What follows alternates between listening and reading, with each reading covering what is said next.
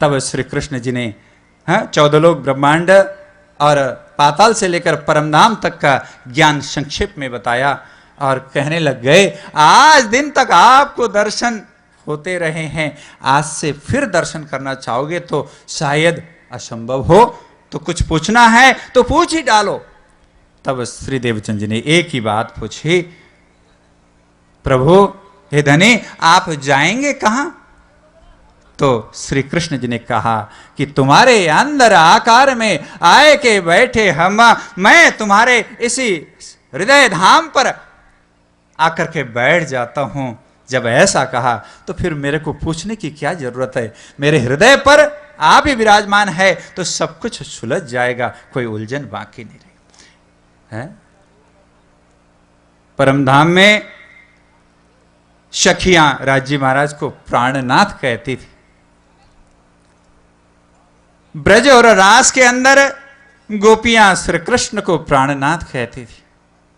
वही श्री कृष्ण प्रकट होकर के श्री देवचंद जी महाराज के हृदय पर विराजमान हो गए और श्री प्राणनाथ जी महाराज कहते हैं, ये वाणी मेरी नहीं, ये प्राणनाथ की वाणी है। स्वयं प्राणनाथ सदगुरु श्री देवचंद जी महाराज, और जब श्री देवचंद जी महाराज श्री प्राणनाथ जी के हृदय में बैठ गए, जिनको हम आज प्राणनाथ के रूप में मानते हैं, श्री महराज के हृदय में बैठ गए तो श्री महराज भी प्राणनाथ हो गए। इस क्रम को हमें जानना चाहिए।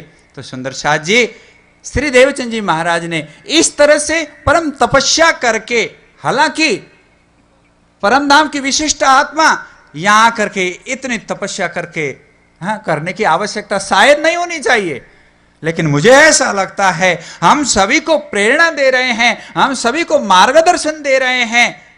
गुरुजन, संतजन, महापुरुष स्वयं चल करके दिखाते हैं। हे अनुयायियों, पीछे आने वाले लोगों, आप लोगों को भी परिश्रम करने की आवश्यकता है। परिश्रम करेंगे, खोजत सतगुरु पाइए, आराम से सतगुरु पाइए ऐसा नहीं कहा।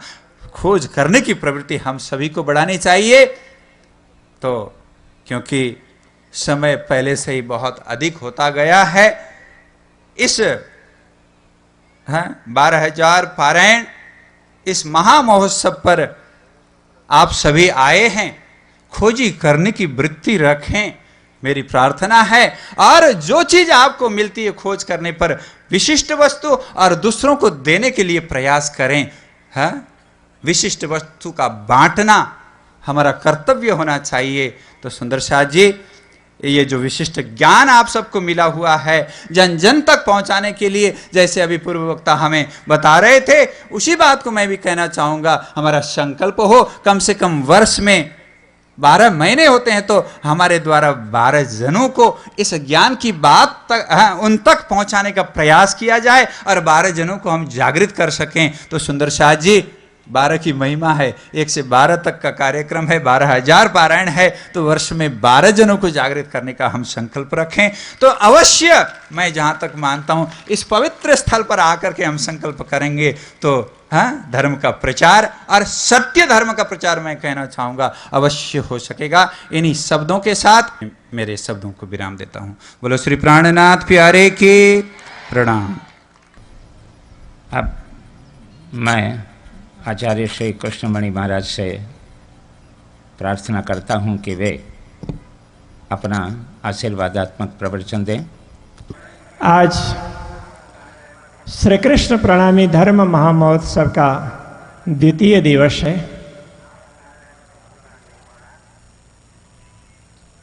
आपको ज्ञाति है कि श्री कृष्ण का स्थान सभी देवी देवताएं, अवतार, विभूतियां सभी में शीर्षस्थ है। श्री कृष्ण को अनेक लोग भगवान विष्णु के अवतार के रूप में मानते हैं।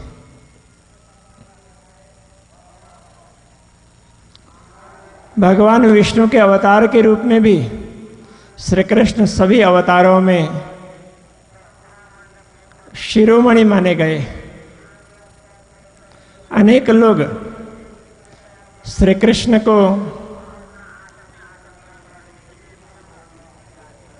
भगवान विष्णु से भी आगे गोलोक के नाथ कहते हैं, वो भी सत्य है। गोलोक के अधिपति श्री कृष्ण है। गोलोक धाम अक्षर ब्रह्म के अंतर्गत आता है और वहां से विभिन्न ब्रह्मांडों का नियमन होता है। प्रत्येक ब्रह्मांड में भगवान नारायण सर्वोपरि स्थान रखते हैं। उनकी आज्ञा के आधार पर ब्रह्मा जी ब्रह्मांड के अंतर्गत 14 लोकों का सर्जन करते हैं। भगवान विष्णु 14 लोकों में रहने वाले सभी प्राणियों का पोषण करते हैं, तो भगवान शंकर सभी का संहार करते हैं और संरक्षण भी करते हैं। इन तीनों देवताओं को त्रिगुणाधिपति कहा गया है।